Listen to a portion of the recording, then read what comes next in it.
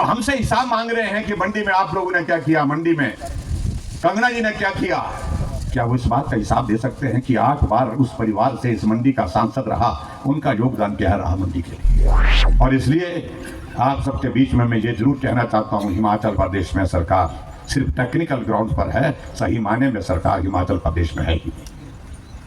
आज पूरी दुनिया की अर्थव्यवस्था में तो भारत हमारा 5वें स्थान पर आ गया, और 5वें स्थान पर आया भाइयों बहनों, ये बड़ा प्रसन्नता का विषय तो है ही है, लेकिन सबसे बड़ी प्रसन्नता इस बात को लेकर के है, जिस देश ने भारत पर 200 वर्षों तक शासन किया, ब्रिटेन ने, इंग्लैंड ने, वो 6ठे स्थान पर चला गया। और विधायक आदरणीय श्री अनिल शर्मा जी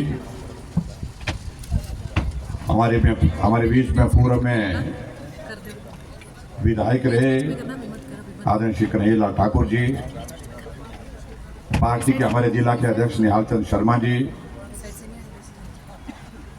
मंडल के अध्यक्ष श्री मनीष कपूर जी, युवा मोर्चा के हमारे साथी प्रदेश के उपाध्यक्ष भुवनेश ठाकुर जी, जिनका अभी आपने संबोधन सुना, श्री आश्रय शर्मा जी,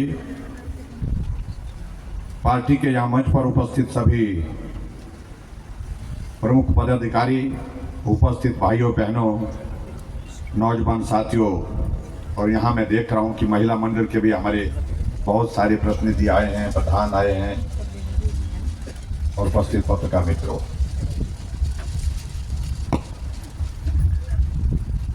मैं चाहूँगा कि आप लोग यहाँ पर शांति से बने रहें।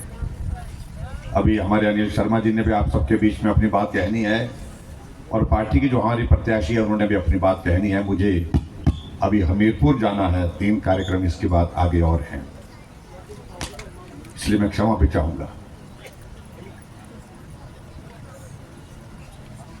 सबसे पहले तो मैं इस कार्यक्रम के आयोजन के लिए पार्टी के सब साथियों को, मंडल को, अनिल शर्मा जी को, इनकी सारी टीम को, युवा मोर्चा के सब साथियों को बहुत बहुत बधाई देता हूं कि बहुत बेहतरीन कार्यक्रम, बड़े शॉर्ट नोटिस में आपने करके यहाँ पर किया, और मुझे इस बात को लेकर के भी बहुत प्रसन्नता है कि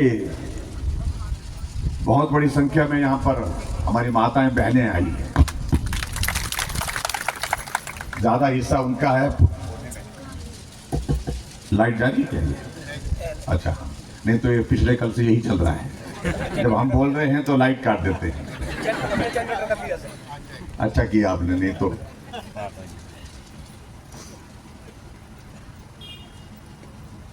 भाई और बहनों, ये चुनाव जो है ये देश की सरकार बनाने के लिए है। देश की सरकार का अभिप्राय है कि देश का प्रधानमंत्री हमने बनाना है।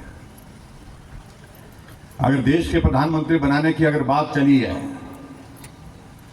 अभी तक 6 चरणों का जो है वो चुनाव संपन्न हो गया। जो लास्ट फेज है इलेक्शन का उसमें है, 7वें फेज में है। प्रधानमंत्री नरेंद्र मोदी जी मंडी आए थे, पटल के मैदान में उन्होंने अपनी बात कही, और उस दिन तक सिर्फ 4 फेज का इलेक्शन हुआ था, 5वां फेज का होना था, 6ठे फेज का होना था। 24 तारीख को आए, 25 तारीख को होना था, और उन्होंने आप सबके बीच में अपनी बात कही कि अभी तक जो वोट पड़ गए हैं जितनी सीटों के, उनके परिणाम भी अगर निकले तो भारतीय जनता पार्टी को सरकार बनाने के लिए जितनी सीटें चाहिए उतनी सीटें आ गई।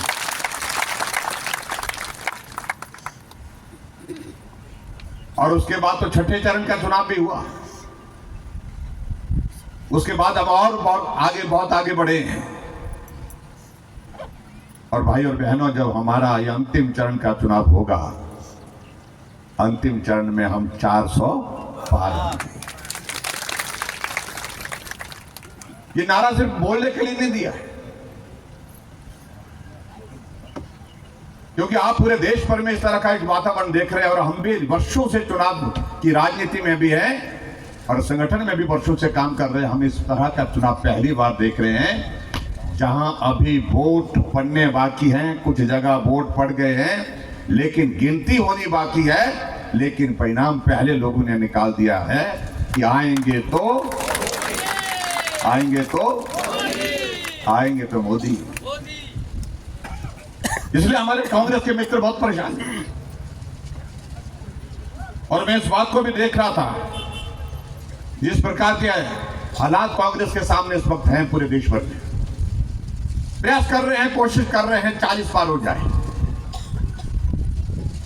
क्योंकि हालात ऐसे बन गए हैं उनके सामने कि 40 का आंकड़ा छूने के लिए जिद्दोजहद करनी पड़ रही है। और जो कांग्रेस के लोग बहुत चिल्ला करके बोल रहे हैं कि क्या किया मोदी जी ने 10 सालों में, क्या किया, लेकिन कमरे के अंदर बैठ करके एक बात तो महसूस करते हैं कि एक काम तो सचमुच में हुआ, जो कांग्रेस कभी 400 से ज्यादा सीटों पर जीतती थी, अब की बार वो 40 के लिए संघर्ष कर रही है। इस बात को भी महसूस करना पड़ेगा। अब जब चुनाव का दौर आया तो चुनाव में बहुत नीचे के स्तर पर राजनीति लेने की कोशिश करते हैं। अब देख रहे थे यहां मंडी में प्रधानमंत्री जी का कार्यक्रम होगा, ऐसा उनको आभास हो गया था, इसलिए क्या कर दिया उनने कि मोदी जी आए तो लेकिन पड्डल का मैदान उनको ना मिले। 27, 28, 29 तारीख की पड्डल की मैदान की बुकिंग पहले ही कर दी। जब हमने डीसी साहब से पूछा, हमने कहा ये 27, 28, 29 तारीख को नेता कौन आ रहे हैं, बोलते हमें नहीं मालूम। हमने कांग्रेस के नेताओं को पूछा कि 27, 28, 29 तारीख को 3 दिन में कितने नेता आएंगे, बोलते बहुत नेता है हमारे पास। हमने कहा आएंगे कौन, कोई नाम नहीं बता पाए। और इसलिए हमने तय किया कि ये शरारत का जवाब देना बहुत आवश्यक है। आदरणीय प्रधानमंत्री जी ने पहला एक रैली के लिए हिमाचल प्रदेश के लिए कहा था, हमने कहा 1 नहीं 2 चाहिए, 1 मंडी में हर हालत में चाहिए, और 24 तारीख को कार्यक्रम मंडी का। और जब रैली हुई आप लोगों ने इस बात को देखा होगा, पड्डल का मैदान तो पूरा भरा ही भरा, लेकिन शहर में भी जगह नहीं रही।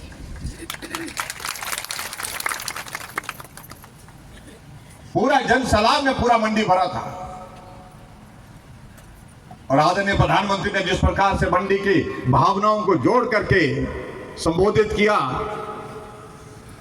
मंडी के कई प्रमुख अपने साथियों के नाम लेकर के जिक्र किया, उसे कांग्रेस के लोग भी परेशान हो गए। काश हमारे नेता भी ऐसे होते जो मंडी में 10 लोगों के 4 लोगों के नामों का जिक्र कर सकते हैं।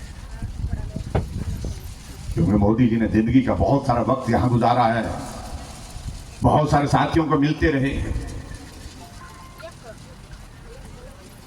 अब जब मंडी की रैली, बहुत बड़ी रैली हो गई, भव्य रैली हो गई, और पूरे जोश के साथ आप सब लोग उस रैली में आए थे, उसके बाद कांग्रेस के लोग बैठे कि भाई अब रैली करने की तो हिम्मत नहीं है, अब ऐसा करते हैं कि मंडी की रैली का विचार ही छोड़ देते हैं, अब रैली हम कुल्लू में करेंगे। अब मंडी रैली नहीं कर रहे हैं, अब कुल्लू में जाकर के रैली कर रहे हैं, मंडी में आकर के सिर्फ रोड शो करेंगे बोलते हैं। हमने कहा ये 27, 28, 29 तारीख को फिर आपने पड्डल का मैदान बुक किस बात के लिए किया? इसका मतलब सीधा है भाई और बहनों कि वो मैदान छोड़ करके चले गए हैं। हार निश्चित है, भाजपा की जीत जो है बिल्कुल निश्चित है, इस बात को कोई ताकत नहीं दे।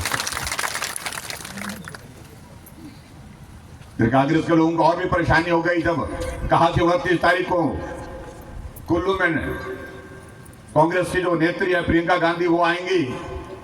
तो हमने उन मित्रों को सूचना दी, मैं कहा 29 तारीख को प्रियंका होगी तो 30 तारीख को योगी जी भी आ रहे हैं। बहुत परेशान है, जाए तो जाए कहां? जय श्री राम, जय श्री राम। ये तो हालत है इनकी, आपको बता रहा हूं। और खास तौर से भाई और बहनों, मुझे लगता है कि कई बार लड़ाई किसी और चीज के लिए भी लड़नी पड़ती है, वो स्वाभिमान और सम्मान की लड़ाई लड़नी पड़ती है। जिस तरह से मंडी को बदनाम करने की कोशिश की जा रही है, जिस प्रकार से मंडी के बारे में हल्की टिप्पणियां करने की कांग्रेस के नेताओं ने हिम्मत करी, ये मांडव ऋषि की धरती को बदनाम करने की कोशिश की और मंडी के लोगों को बदनाम करने की कोशिश की, इसका जवाब देने का मुझे लगता है कि सही वक्त है। कुछ लोगों को आदत पड़ गई, कुछ भी बोल दो। सबसे बड़ी परेशानी उनकी यही है कि मंडी से कांग्रेस पार्टी को मिला कुछ नहीं। विधानसभा के चुनाव हुए तो विधानसभा के चुनाव में कांग्रेस पार्टी ने बड़ी कोशिश की, लेकिन 10 में से 9 सीटें भारतीय जनता पार्टी ने जीती। उसके लिए मैं आप सबका बहुत बहुत धन्यवाद करता हूं। आप सब मंडी वासियों का हृदय से आभार व्यक्त करता हूं। अगर सीटें नहीं मिली इसका अभिप्राय ये नहीं होता कि आप वहां के काम सारे बंद कर दो।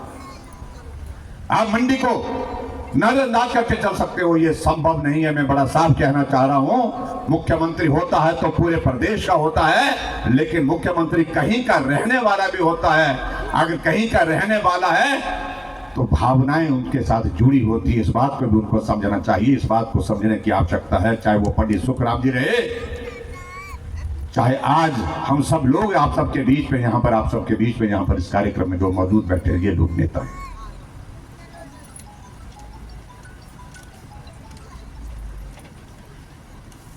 मंडी के लोकसभा के चुनाव के लिए जो है यहां से प्रत्याशी हैं, मैं उनके व्यक्तिगत जिंदगी के बारे में, व्यक्तिगत इसके बारे में टिप्पणी नहीं करना चाहूंगा। मैं उनके परिवार के बारे में भी कुछ नहीं कहना चाहता, लेकिन एक बात मैं जरूर कहना चाहता हूं।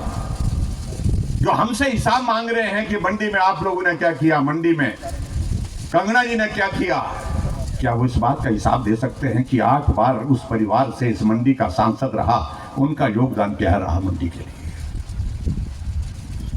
पंडित सुखराम जी रहे तो संचार क्रांति सिर्फ मंडी में नहीं, पूरे हिमाचल प्रदेश में नहीं, पूरे देश भर में एक योगदान रहा उनका। लेकिन आपका योगदान क्या रहा, इस बात को हम जानना चाहते हैं।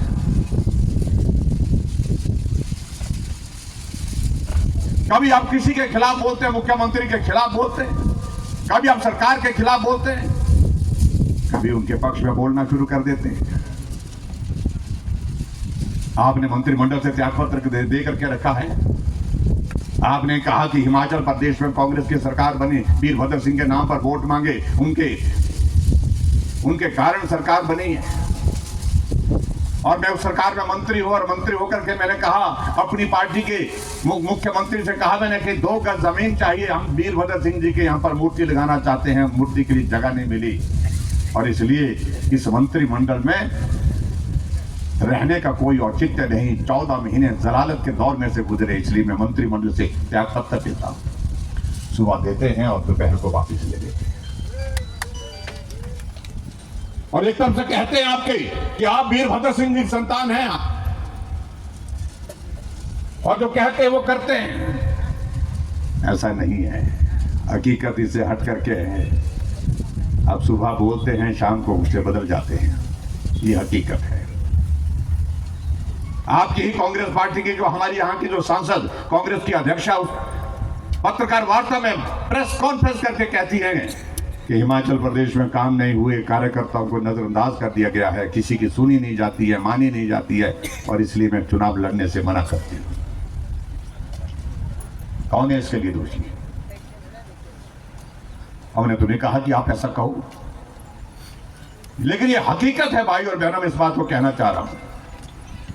और इसलिए आप सबके बीच में मैं ये जरूर कहना चाहता हूं, हिमाचल प्रदेश में सरकार सिर्फ टेक्निकल ग्राउंड पर है, सही माने में सरकार हिमाचल प्रदेश में है ही नहीं। इतना बड़ा बहुमत होने के बावजूद भी हिमाचल प्रदेश में जब राज्यसभा का 1 सीट का चुनाव होता है, कांग्रेस उसमें हार जाती है और भारतीय जनता पार्टी उसमें जीत जाती है।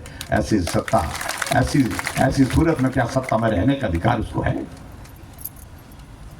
यहां अनिल शर्मा जी बैठे हैं, जब हिमाचल प्रदेश में बजट का पारण होना था, बजट पास होना था, बहुमत नहीं था कांग्रेस के पास, तो क्या तरीका निकाला कि भारतीय जनता पार्टी के 15 विधायकों को सस्पेंड करके सदन से उठा करके बाहर सड़क पर फेंक दिया गया।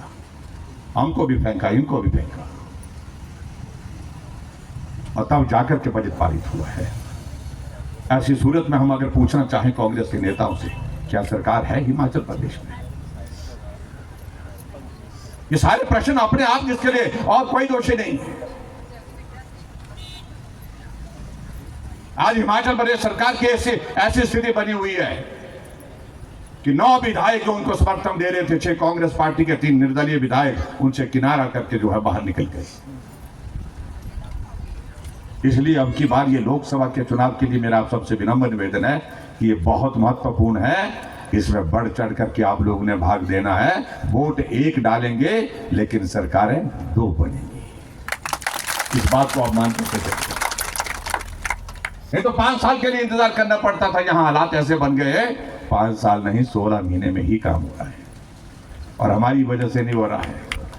जब हम बोलते हैं तो हमको कांग्रेस के लोग बोलते हैं, कांग्रेस के नेता बोलते हैं हमारी सरकार को गिराने का प्रयास किया हुआ है। जो गिरा हुआ है, जो गिरी हुई है सरकार, उसको और क्या गिराओगी? राज्यसभा में हार का संदेश बड़ा साफ है। अगर मैं कहता हूं अगर इतना बड़ा बहुमत हमारी सरकार में होता और राज्यसभा की सीट हार जाते तो मैं व्यक्तिगत रूप से महसूस करता हूं कि मैं इस पद से त्याग पत्र दे देता, छोड़ देता कि भाई नैतिकता के आधार पर इस सत्ता में रहने का कोई अर्थ नहीं, लेकिन फिर भी चिपके हुए।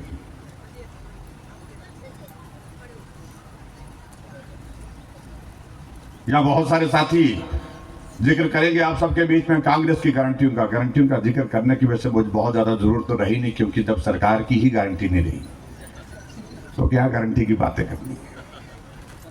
लेकिन मैं देख रहा हूं यहां बहुत बड़ी संख्या में महिलाएं बैठी हैं तो शोर डाल रहा है, 2 मुख्यमंत्री दे रहे हैं, उप मुख्यमंत्री भाषण दे रहे हैं कि 1500 रुपए हमने देना शुरू कर दिए। यहाँ कोटली में पता नहीं मिले, ये तो मंडी से नजदीक है, मेरे सराज में तो बड़ा देर से पता लगता है लोगों को, वहां तो फासला भी दूर है, लेकिन यहाँ किसी को मिला क्या? नहीं मिल रहे। तो फार्म तो पिछले विधानसभा के 16 महीने पहले जब चुनाव हो रहे थे उस वक्त भी भरे थे। अब आप अंदाजा लगाइए, कह रहे हैं कि फार्म भर रहे हैं, यही फार्म उनने जो मतलब 1.5 साल पहले लगभग जब विधानसभा का चुनाव हुआ था उस वक्त भी भरे थे। उस वक्त कहा था कैबिनेट की पहली बैठक में पहला निर्णय होगा कि हिमाचल प्रदेश में 18 साल से 60 साल की महिलाओं के लिए 1500 रुपए खाते में आएंगे। महीने 1 नहीं बीते, 2 नहीं बीते, 15 महीने बीत गए, लेकिन एक महिला के खाते में। मंडी में आएंगे बोलते लाहौल में जाओ, लाहौल में मिलना शुरू किया, मैं लाहौल गया, ऐसी सभा थी वहां पर उदयपुर में, और उदयपुर की सभा में मैंने कहा कि मैंने सुना कि आपने, आपको बहुत बहुत बधाई देने के लिए आया हूं, कहा है कि 1500 रुपए आपको मिले। तो महिला कहने लगी कि नहीं मिले। मैंने कहा हाथ खड़े करो, उन्होंने कहा हाथ नहीं खड़े होंगे, हम खुद ही खड़े होकर के आपको बता रही है। महिला सारी खड़ी हो गई, कहा कि किसी को नहीं मिला, एक को भी नहीं मिला है। और दूसरी जगह चंबा में कहेंगे कि मंडी वालों को मिल गया, हमीरपुर में बोलेंगे कि बिलासपुर वालों को मिल गया। कितना झूठ बोलेंगे? आप अंदाजा लगाइए इस प्रकार की परिस्थिति हिमाचल प्रदेश में पैदा करके रखी है। 10 गारंटी दे रखी है और एक गारंटी पूरा करने के लिए कह रहे कि हमने गारंटी पूरी कर दी, आधी कर दी, हमने 5 गारंटी पूरी कर दी। हम तो अगर गारंटी नंबर 1, 2, 3 ऐसा करें तो पूछे तो एक भी गारंटी सही मायने में पूरी नहीं की। गोबर की गारंटी दे रखी है, 2 रुपए किलो के हिसाब से खरीदेंगे। आए तो नहीं यहां इस तरफ खरीदने के लिए। हमारे तो पहाड़ों में लोग जो है वो गोबर खेत में ही डाल रहे हैं कि सुखू जी आएंगे और गोबर लेकर के जाएंगे 2 रुपए किलो के हिसाब से। तमाशा बन गया। 5 लाख नौजवानों को सरकारी नौकरी देंगे और 1 लाख नौकरी कैबिनेट की पहली बैठक में देंगे, ये गारंटी दी थी।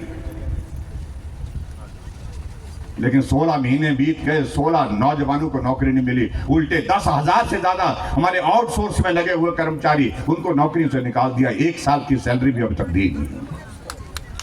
ये हालात हिमाचल प्रदेश में। और नौकरी देने के लिए जो हमारा सर्विस कमीशन जो बनाया होता हमीरपुर का, उसको ही बंद कर दिया। अगर गलत हुआ है तो जो दोषी है उनके खिलाफ कार्रवाई करो, सजा दो, उनको जेल की सलाखों के पीछे डालो। वो तो जमानत लेकर के घूम रहे हैं। लेकिन उन बेरोजगार नौजवानों का क्या कसूर है जिनकी उम्र ही नौकरी पाने के लिए पार हो गई। कहा था 1 लाख नौकरियां देंगे, 300 यूनिट बिजली फ्री देंगे।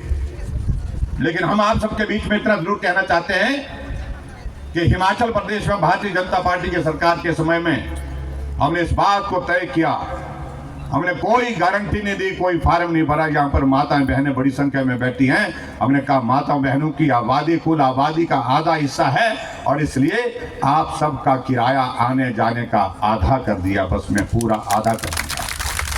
ना गारंटी दी थी, ना फार्म भरा था, लेकिन उसके बावजूद भी हमने किया। हमने कहा हिमाचल प्रदेश बिजली पैदा करता है, दूसरे प्रदेशों को बेचता है। पावर सरप्लस स्टेट है हिमाचल प्रदेश।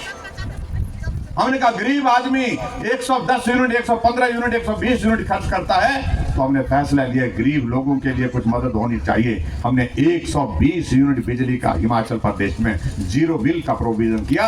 आज जितने भी यहां पर बैठे हैं, मैं दावे के साथ कह सकता हूं सर, जिनके 125 यूनिट से कम बिजली खर्च होती है, तो उनका बिल जीरो आता है। हमने ना फार्म भरा, ना गारंटी दी थी, बिना फार्म के, बिना गारंटी के हमने कहा। हमने गारंटी कभी नहीं दी थी कि 60 साल से ऊपर के सभी बुजुर्गों के लिए पेंशन का प्रावधान करेंगे। हमने देखा कि इस युग में इस बात की आवश्यकता है, इसलिए हमने इस बात को सुनिश्चित किया, 60 साल के ऊपर के सभी बुजुर्गों के लिए पेंशन का प्रावधान किया।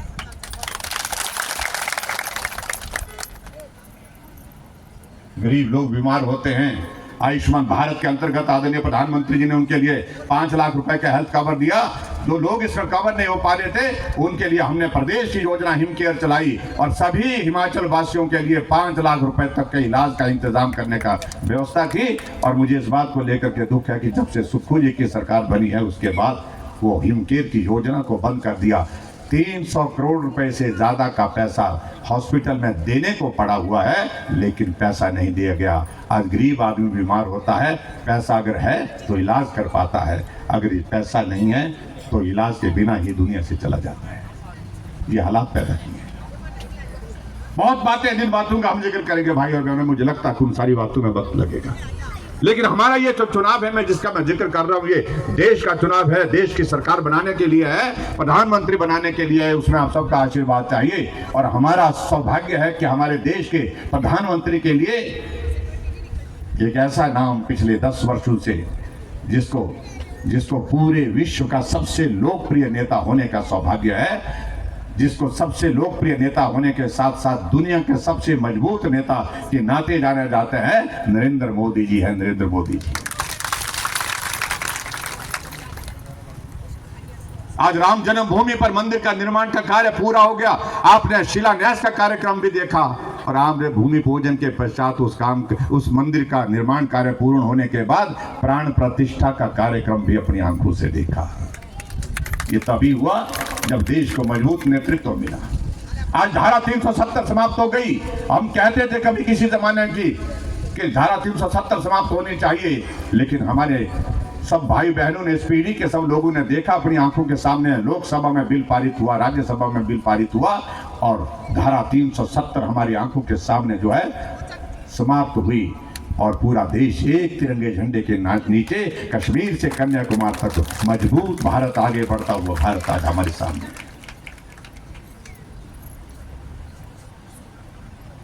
आज पूरी दुनिया की अर्थव्यवस्था में भारत हमारा 5वें स्थान पर आ गया और 5वें स्थान पर आया भाई और बहनों, ये बड़ा प्रसन्नता का विषय तो है ही है, लेकिन सबसे बड़ी प्रसन्नता इस बात को लेकर के है, जिस देश ने भारत पर 200 वर्षों तक शासन किया, ब्रिटेन ने, इंग्लैंड ने, वो 6ठे स्थान पर चला गया और भारत 5वें स्थान पर आ गया।